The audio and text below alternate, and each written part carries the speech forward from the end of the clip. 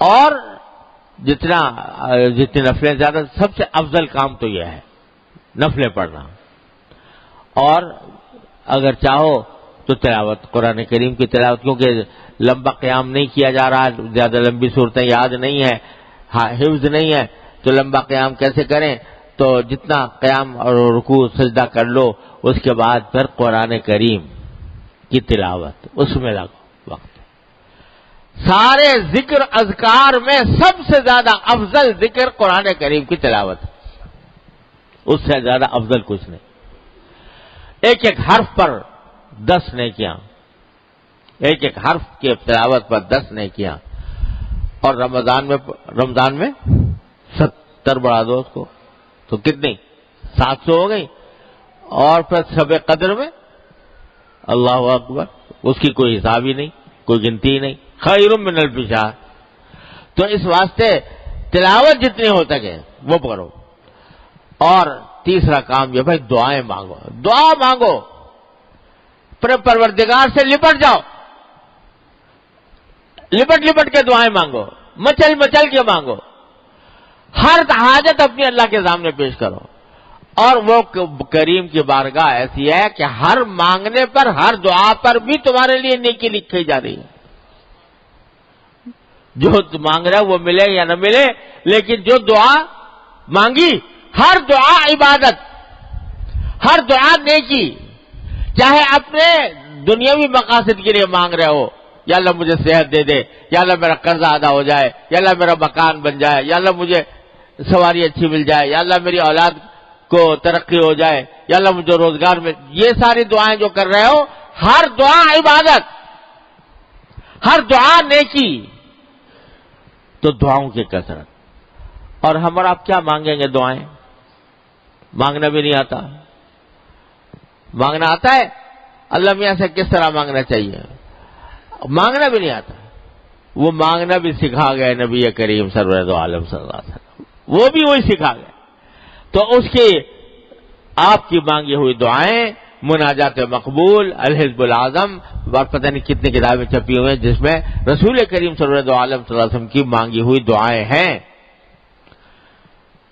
وہ ایسی دعائیں ہیں کہ ہمارے آپ کے تصور میں بھی نہیں آ سکتی تھی، جو سرکار دو عالم صلی اللہ علیہ وسلم سکھا گئے. دنیا اور آخرت کی کوئی بھلائی ایسی نہیں ہے جو آپ نے مانگ نہ لی ہو. ہمارے تصور میں بھی نہیں آ سکتی تھی جو سرکار دو عالم صلی اللہ علیہ وسلم نے ہمیں مانگ کے بتا دی.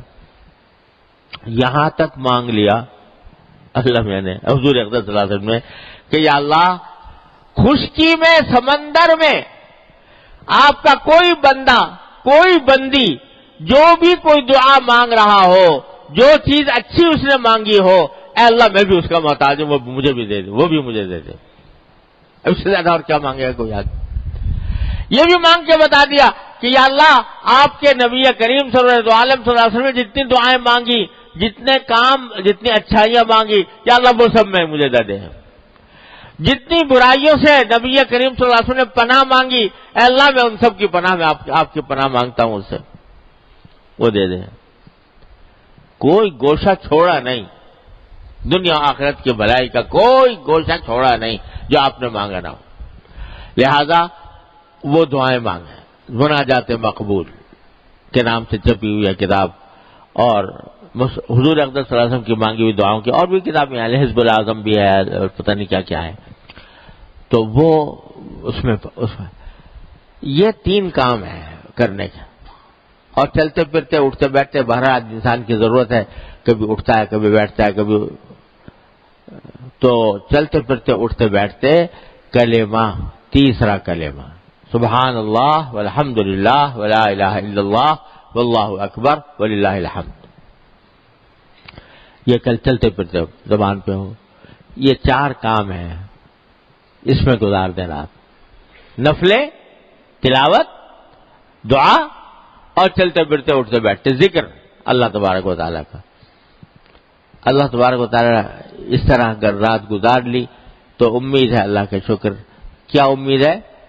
کہ اگر 1000 مہینے تک راتیں اس طرح گزاری ہوتی تو اس سے بھی کہیں زیادہ فضیلت اور اس سے بھی زیادہ کہیں اجر اور فائدہ حاصل ہوگا اس ایک رات میں. تو چلو بھائی پتہ نہیں ہے کون سی ہے، تو 5 ہی تو راتیں ہیں نا، 21، 23، 25، 27 اور 29. ان 5 راتوں کو اس طرح گزارنے کی کوشش کر لیں. اللہ تبارک، جو لوگ ماشاءاللہ اعتکاف کی نیت میں کیے ہوئے ہیں، اعتکاف کر رہے ہیں، انشاءاللہ ان کے لیے تو بہت ہی عظیم فضیلت ہے کہ سارا وقت ان کا عبادت ہی میں گزرے گا. اگر فرض کرو سو بھی رہے ہوں اعتکاف کی حالت میں تو وہ بھی عبادت میں لکھا جائے گا کیونکہ اعتکاف میں ہے. اس واسطے ان کو تو ہے ہی.